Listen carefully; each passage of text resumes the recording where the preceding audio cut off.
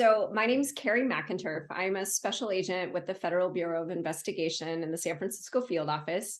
And currently I'm actually carrying two hats. I'm acting as a fellow, as a National Security Affairs fellow for Stanford University's Hoover Institution. So I'm a special agent in my day job, and then just doing this as a side project for about 9 months. So I like to say that I'm a bioengineer cheerleader. I am passionate about science, and I've spent 15 years of my career working with citizen scientists, DIY biologists, and then all the way up to subject matter experts in academia. So I've been working with bioengineers to just try to make this world as advanced as possible scientifically and technologically, while also ensuring that we're leading the globe in innovation safely. So my goal primarily as an FBI agent is to ensure we have kind of this biosecurity framework about where bioengineering is going, because it's such an advanced science, and it's exponentially growing daily. Well, besides the fact that I have dogs that are licking my face every morning, my family is obviously the first thing to get me out of bed. But ultimately, I have a 15-year-old daughter, and so in my mind, the way that science is advancing and the curiosity behind that, and knowing that my daughter's going to see things that I've never seen in my career, is really what excites me. And just seeing the potential. I'm a huge Mad Max. I'm a huge Blade Runner fan. Anything, Altered Carbon, all of these kind of advanced movies and scientific or sci-fi shows. So the fact that, the bioengineering has the ability to advance and evolve our species. And that's something that I might witness in my lifetime, but something my child will definitely witness is very exciting to me. So I think the biggest concern I have is mostly just that we lose the optics on ethics. So the whole, I'm a nurse, my background is in nursing. And so the mindset of first do no harm, that's something that I hope that we can maintain as it's just a baseline, that ethical baseline in science. The advancement is so insane that we have to really make sure that that our ethics are what are driving us. So yeah, just really that we lose the optics on ethics and doing good versus harm. The possibilities with engineering humans and medicine, our environment, food, manufacturing, all of these things are endless. So if we don't have that ethical baseline and that ethical foundation, that mindset is what's concerning to me. I want science to advance. I want to protect it at the same time. I think from a national security standpoint, especially when you look at what the FBI is doing and what the government agencies are doing as a whole, our concern is that we have foreign adversaries that are trying to use this advancement in science against us. So when we look at historically nuclear weapons, biology, I would argue, would be the next phase in our nuclear weapon concerns. So if we don't have that ethical framework, then I think that's something that's going to be concerning. But I'm all for the advancement. Yeah, I mean, it's first do no harm. The sky's the limit, though. I think if you limit yourself to the obvious, then we're not going to ever grow as a species. I think we have to think big, but we also have to ensure that when we're thinking big, we're understanding what that means for us evolutionarily. Like, if we're going to advance as a species, we also don't want to completely wipe out our species. So I think my biggest advice to the generation that's coming up, because they definitely have it more figured out than us Gen Xers, but really it's looking at anything as possible at this point. But we also saw, we've seen what happens in an evolution when things go wrong. So we just want to make sure that we're figuring out what our baseline is, but don't limit yourself to what we've done and today. I think there's just so many more questions out there. And if we stop asking questions, we're never going to advance. Medicine, pharmaceuticals, I think that, like I said, I was a nurse first. So watching science advance healthcare is something that's super important to me. Making access to healthcare affordable, not just for those that can actually afford intervention, but we're looking at cures for disease process that only if you were the elite would you be able to actually afford this intervention. So I think with the advancement that bioengineering and synthetic biology is providing is an opportunity for understanding and curing disease process that, things that we never would have thought possible, like cancer and Alzheimer's, Parkinson's, a lot of neurological disorders that historically, at least, as I was growing up, it's something that we just knew was going to be the death of us, right? Eventually, we're all going to die of cancer. So I think that really in 20 years, we're going to see advancements in medicine that we never dreamed of. And I think that that's going to be amazing. The one thing that I think is so important is to acknowledge the fact that there are billions of discoveries out there just waiting for your imagination. And I think that as a young student, we go into this mindset that we're so placed in a box of education. We're forced to take certain classes. We're forced to learn certain things because that creates that foundation of advanced learning, right? But if we don't keep asking questions and if we don't keep understanding that there's still a lot of discoveries out there that nobody has even thought about, then we limit ourselves. So imagination is something that I think is so important. And I think we lose sight of it so early because we're teaching kids to read and write from a very, very early age. And we're not focusing on the arts and music and the things that actually make our brains work in an imaginative way. So I would say, again, remember, there's a ton of discoveries waiting out there for you. It's just going to take some ingenuity and some imagination. Find somebody in a career that excites you, get their advice. The one thing that I think was super important to me was to find an advisor and someone that actually, cared about cared about the career that they were in and were passionate about it, so that trickled down to me and made me excited. And then just, again, keep asking questions, because the more questions we ask, the less we're limiting ourselves to, this boxed framework of education. Yeah, let me answer the second one first. I honestly, there is nothing that I would change about the way that I did my career. I am one of those individuals that gets bored very easily. So I actually went in as a pre-med and I only wanted to be a doctor. And then I took my first forensic anthropology class and I was like, screw medicine, I'm done. It's time for a change. So I spent a lot of years trying to figure out what I wanted to do. And I just kept working, and I took some time off from school, and I found my passion. I wouldn't change anything. To say that college is mandatory for this, I think we're in a day and a time where I disagree with that. In fact, I encourage my daughter now, take a break. College is not everything. You can learn so much with just life experience. And I really think travel is important. I think just getting out of our own bubbles is important to learn, different cultures, different aspects of different people's opinions. So I think for my career specifically as an FBI agent, unfortunately or fortunately, yes, you have to have a college degree. You have to have a lot of work experience. It usually does require an advanced degree. But we have a lot of individuals that work for the FBI, that work for the government as a whole, that actually don't have college degrees. There are professional support staff that do amazing things. We have support staff that are trained in different aspects of, surveillance and different techniques that don't actually require a degree. So I think it's really just about finding your passion. And if college works, and if it works for you as an individual, then absolutely do it. But I don't think it's required, especially in this day and age where citizen scientists are working out of their garage. We've got, labs in the community that you can go to and become a member of, and you can find advisors there. You can learn how to CRISPR a gene right now without a college education.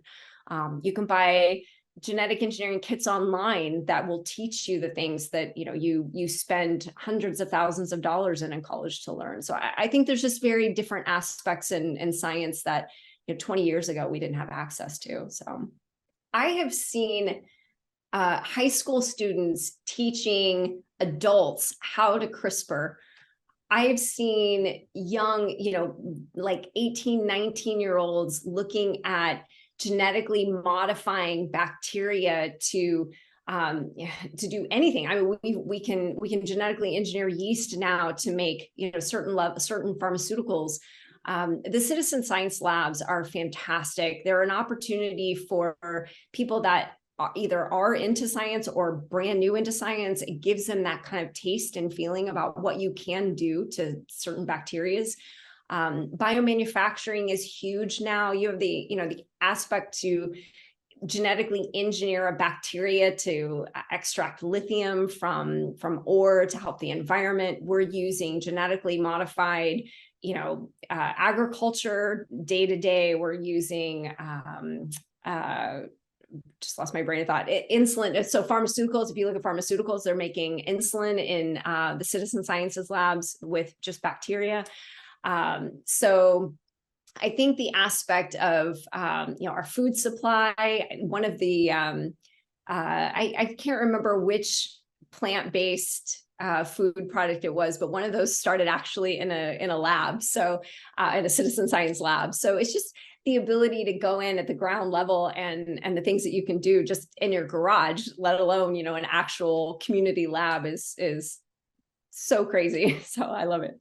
So I think it's kind of twofold. From the aspect of, the science world, I think with STEM studies, there is a lot of recruiting,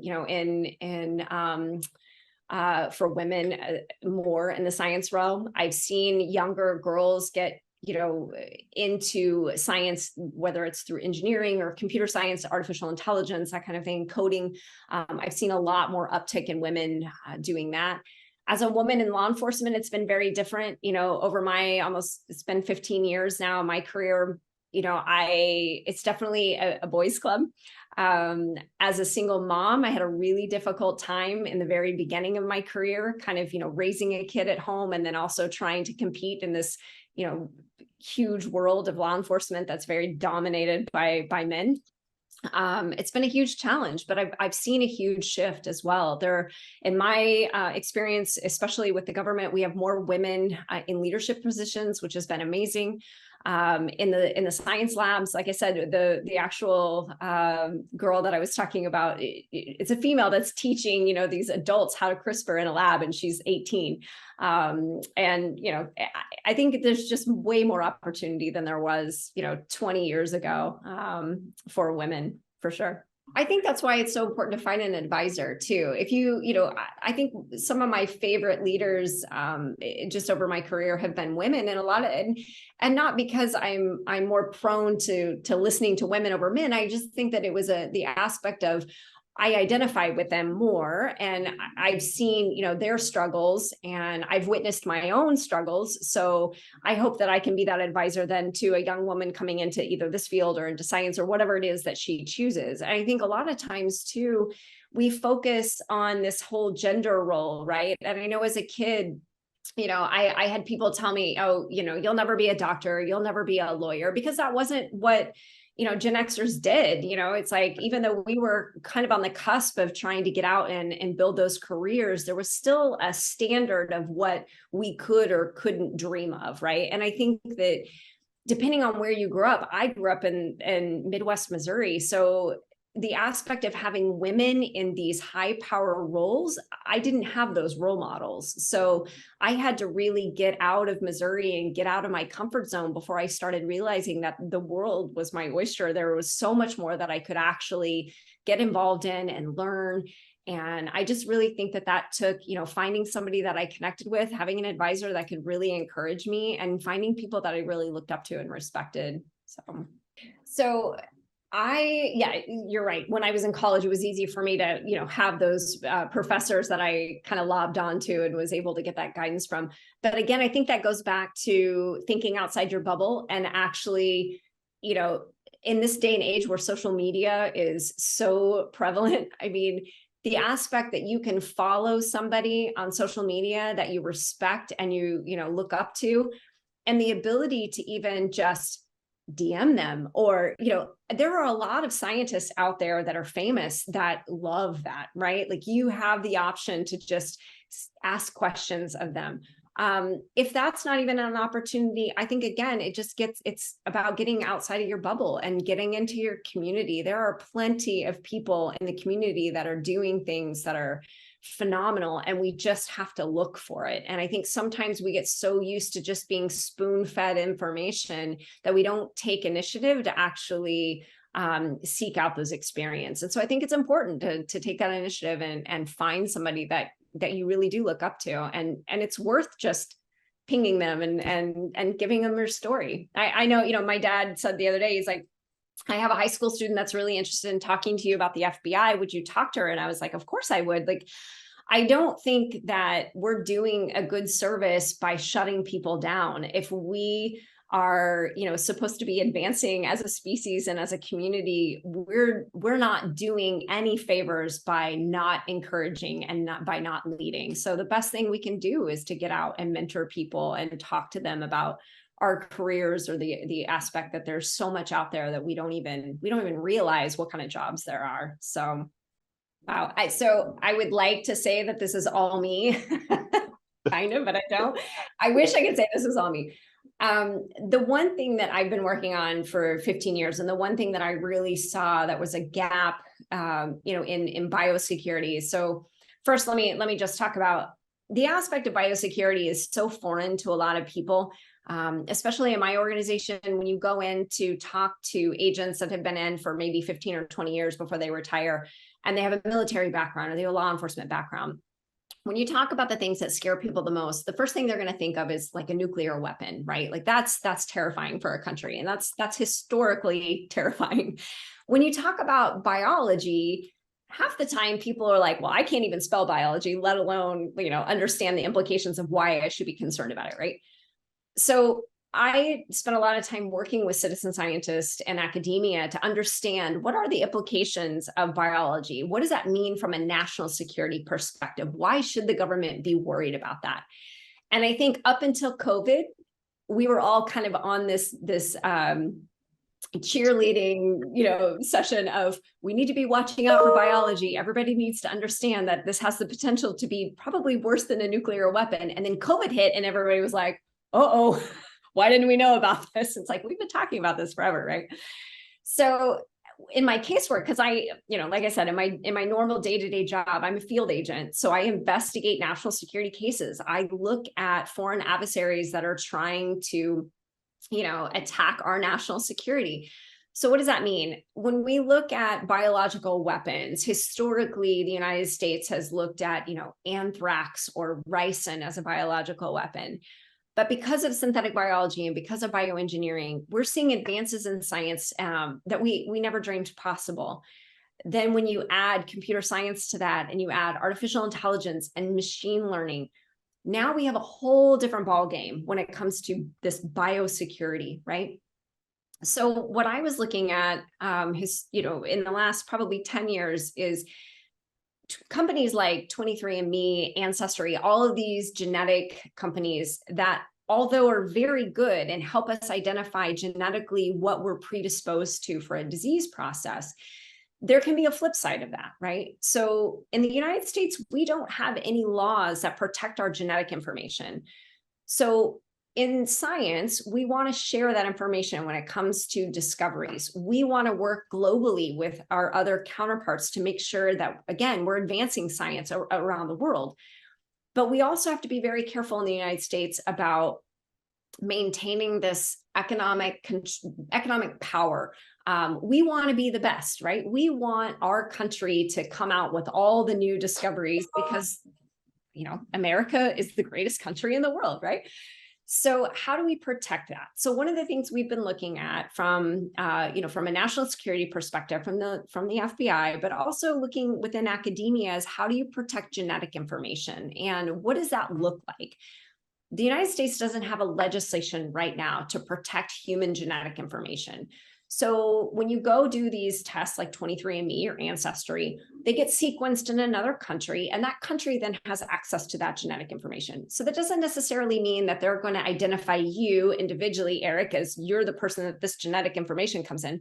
But when you look at the aggregate of the data, you start to see a trend in the United States of, who has this disease process, what's causing this aspect of, of advancement or not. So when I came to Hoover at Stanford, the one thing that I really wanted to focus on for my research while I was here is there a way that we can either develop a technology to protect genetic information, or should we be looking at legislation reform?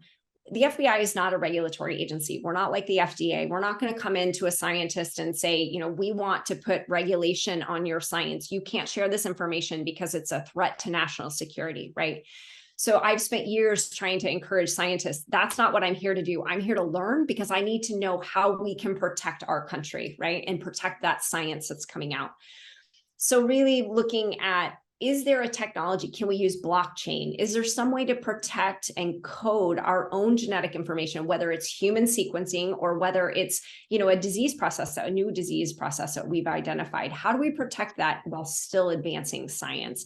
And that comes back to sharing, you know, across the country. It creates this communal aspect of science where you can still work in a collaboration with somebody in a, you know, in a country thousands of miles away, but at the same time, you're still maintaining that advancement in the United States and protecting that intellectual property. So if we can do that, if we can discover a way to protect that without maybe necessarily creating a law to infringe on that science, that would be my goal. And I think looking, you know, 15 years in the future, I'm hoping that we are, you know, advanced enough that we can figure that out, because I think there's this new term coming out now called BioNet. You know, like, how do we protect the BioNet?